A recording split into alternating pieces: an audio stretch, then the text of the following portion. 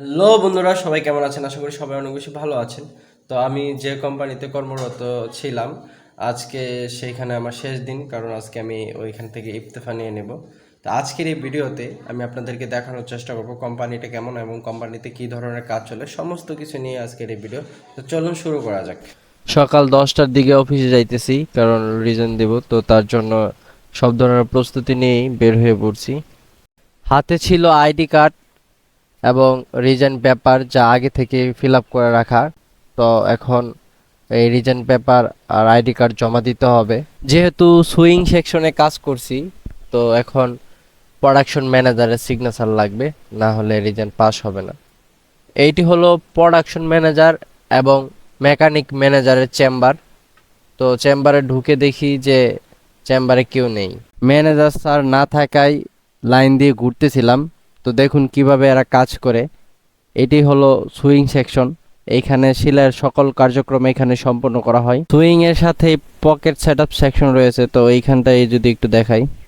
এইটি হলো back pocket ruling machine. এইখানে ঘন্টায় প্রায় 600 পিস কাজ হয়।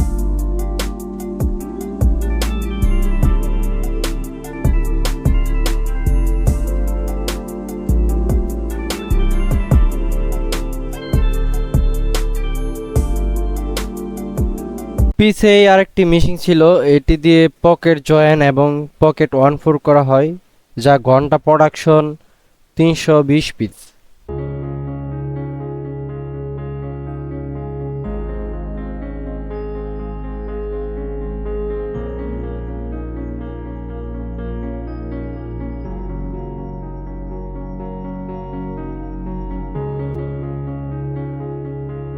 সুইং সেকশনের পাশেই ছিল কাটিং সেকশন।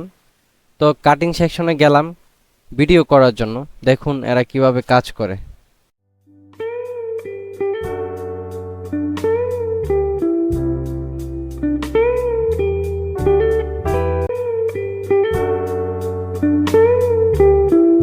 অবশেষে ম্যানেজার স্যারের সিগনেচারটা পেয়ে গেছি। তো এখন এইটা নিয়ে যেতে হবে এইচআরে।